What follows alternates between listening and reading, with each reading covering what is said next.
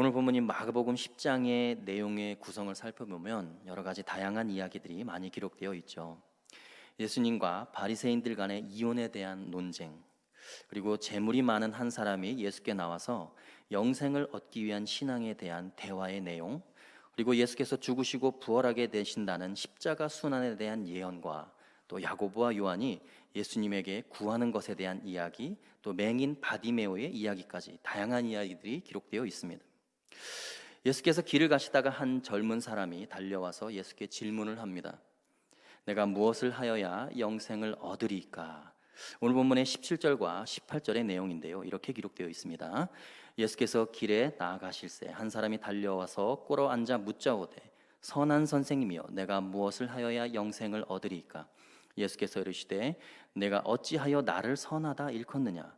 하나님 한 분 외에는 선한 이가 없느니라.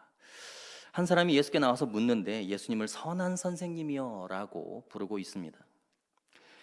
그러니까 예수님께서 내가 어찌하여 나를 선하다 일컫느냐? 하나님 한 분 외에는 선한 이가 없느니라 라고 대답을 하시죠.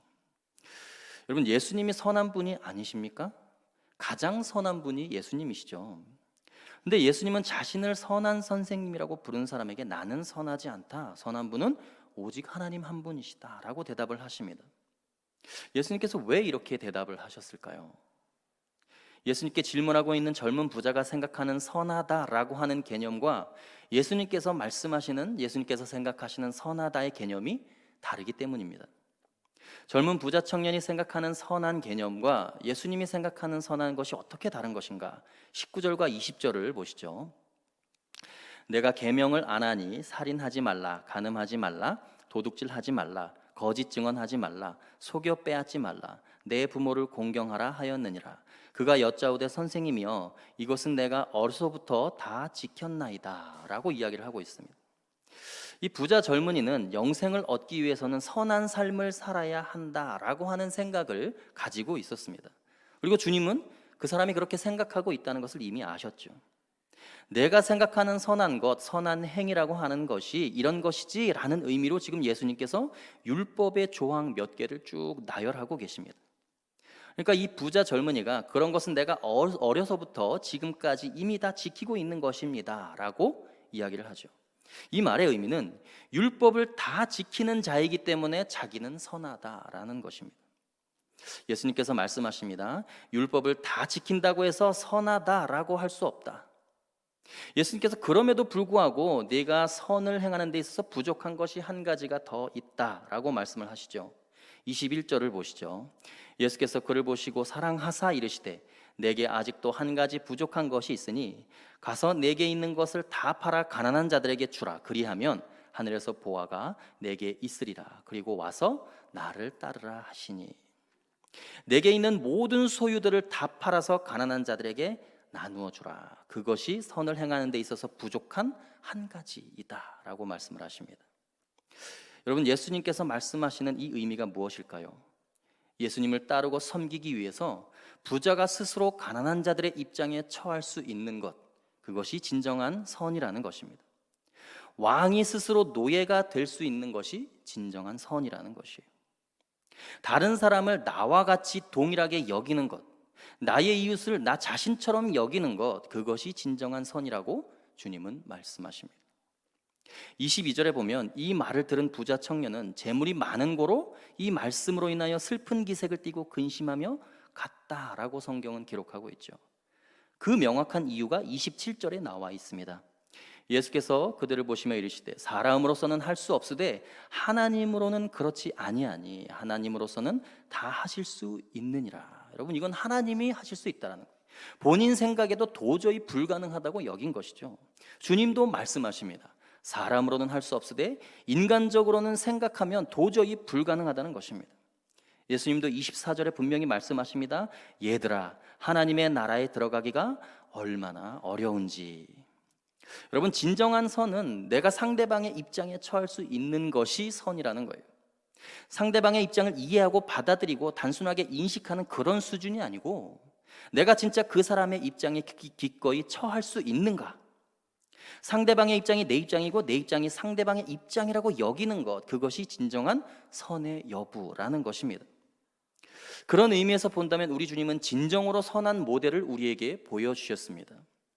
주님은 보잘것없는 죄인을 살리기 위해서 하늘 보좌에 앉으신 왕, 하나님의 본체이신 그분이 완벽하게 피조물과 죄인이 되셨습니다. 부자가 가난한 자가 되는 것, 왕인 노예가 되는 것보다 훨씬 더 그 격차가 크고 상상할 수 없을 정도이죠. 완전하고 거룩한 신이 죄인인 인간이 되셨습니다. 우리가 세상을 살면서 겪는 수많은 고난과 수모와 멸시와 좌절의 고통을 직접 당하시고 우리를 이해하시고 받아들이는 수준을 넘어서서 인간이 되기 위해서 신이신 그분이 신의 기득권을 완벽하게 포기하셨습니다. 신이 죄인을 구원하기 위해서 인간이 될 수 있는 것, 그것을 모델로 삼아서 부자가 예수님 한 분 때문에 스스로 가난한 자가 될 수 있는 것, 그것이 선이다라고 예수님은 말씀하십니다. 여러분이 생각하는 선이라는 것, 선행이라는 것은 어떤 것입니까? 오늘 본문의 젊은 부자는 율법을 정확히 지키는 것만이 선함에 다라고 생각을 했습니다. 그러니 예수님이 생각하시는 선의 개념과 이 젊은 부자가 생각하는 선의 개념이 완전히 다를 수밖에 없는 것이죠. 여러분, 선하다는 것은 살인하지 않는 삶을 산다고 해서 선한 삶을 사는 것이 아니죠. 간음하지 않는다고 해서 반드시 선하다고 할 수 없습니다. 그것은 마땅히 지켜야 할 도덕적 기준일 뿐입니다. 우리의 창조주이신 그분을 위해서 십자가에서 피조물들에게 죽임을 당하신 그분을 위해서 부자인 내가 기꺼이 가난한 자가 되는 것, 비록 내가 사회적으로 위대한 사람이고 소유도 넉넉한 사람이지만 주님을 위해서 그 모든 것을 배설물로 여기고 기꺼이 소외된 자, 가난한 자들과 같이 될 수 있는 것이 선한 것이라고 주님은 말씀하십니다. 하나님이 인간이 되신 그 사건이 진정한 선함의 모델이 되는 거예요. 바울은 빌립보서 4장 12절에서 이렇게 고백합니다. 나는 비천에 처할 줄도 알고 풍부에 처할 줄도 알아. 모든 일 곧 배부름과 배고픔과 풍부와 궁핍에 처할 줄을 아는 일체의 비결을 배웠노라. 누구에게 배웠다는 거예요? 우리 주님이 자신의 삶으로 직접 보여주셨으니 그 주님으로부터 배웠다는 것입니다. 도덕적으로 깨끗한 삶을 사는 것, 윤리적으로 흠잡을 데 없는 삶을 사는 것, 다른 사람들을 구제하고 도와주는 것, 그 정도의 수준 행위가 아니라 선한 행위라는 것은 내가 그 사람의 입장이 되는 것, 내가 부자이지만 내가 능력이 있지만 능력이 없는 자가 되는 것을 이야기하는 것입니다. 진정한 선의 개념은 다른 사람과 나를 동일시 여기는 삶을 사는 것이죠. 여러분, 우리는 나와 다른 사람을 이해하고 받아들이는 것을 넘어서서 철저하게 타인의 입장에 처하는 삶을 살아야 합니다. 그것이 내 이웃을 내 자신같이 사랑하라라는 계명을 완벽하게 순종할 수 있는 유일한 방법이에요. 내 이웃을 내 자신같이 사랑할 수 있기 위해서는 내 이웃의 입장이 되어보지 않으면 불가능합니다. 하나님의 본체이신 예수님이 인류를 구원하시기 위해서, 완전한 선을 이루시기 위해서 단순하게 죄인을 이해하시고 받아들인 것이 아닙니다. 거룩하신 하나님이 가장 더러운 인간이 되신 것이 우리들이 행해야 될 선함의 모델이 되는 것이죠. 살인하지 말라, 간음하지 말라, 도둑질하지 말라, 거짓 증언하지 말라, 속여 빼앗지 말라, 내 부모를 공경하라, 율법을 지키며 산다고 해서 내가 선하다고 생각하면 안 된다는 것입니다. 여러분, 양과 염소의 이야기를 기억하시죠? 가난하고 병들고 옥에 갇힌 자들에게 한 것과 하지 아니한 것이 그것이 곧 내게 한 것이 되고 하지 않은 것이 된다라고 예수님은 말씀하셨어요. 예수님은 사회적으로 소외된 자, 가난한 자, 병든 자를 늘 자신과 동일한 존재로 여기셨고 늘 세리와 창녀들의 고통을 자신의 고통으로 여기셨습니다. 그것이 그분의 선함이라는 것입니다. 우리의 모델이 되신다는 것이죠. 오늘 본문에서도 창조주이신 하나님께서 완벽하게 피조물의 입장에 처하시기 위해서, 사형수의 입장에 처해져서 십자가에 달리기 위해서, 완전한 선을 보여주기 위해서 예루살렘으로 올라가십니다. 오늘 본문의 32절입니다. 예루살렘으로 올라가는 길에 예수께서 그들 앞에 서서 가시는데 그들이 놀라고 따르는 자들을 두려워하더라. 이에 다시 12제자를 데리고 자기가 당할 일을 말씀하여 이르시되, 32절에 보면 예수님께서 예루살렘으로 올라가시는 길에 예수께서 제자들보다 앞서 가셨다라고 성경은 기록합니다. 그런데 제자들의 태도와 반응이 이상합니다. 예수님을 뒤따라 걷던 제자들이 두려워했다라고 성경은 기록하고 있어요. 예수님의 뒷모습을 보고 제자들이 여러분 왜 두려워했을까요?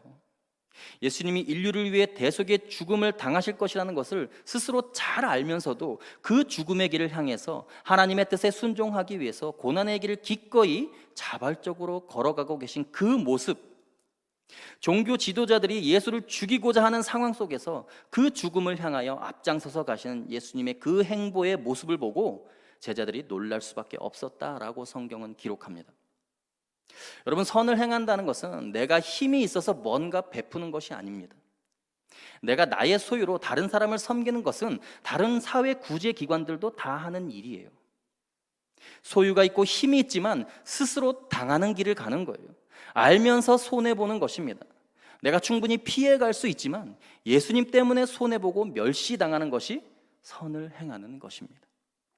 죽을 것을 알면서도 우리 주님의 영광을 위해서 죽을 수밖에 없는 그 길을 앞장서서 가는 것이 진정한 선이라는 것이죠. 오늘 본문의 31절을 보시죠.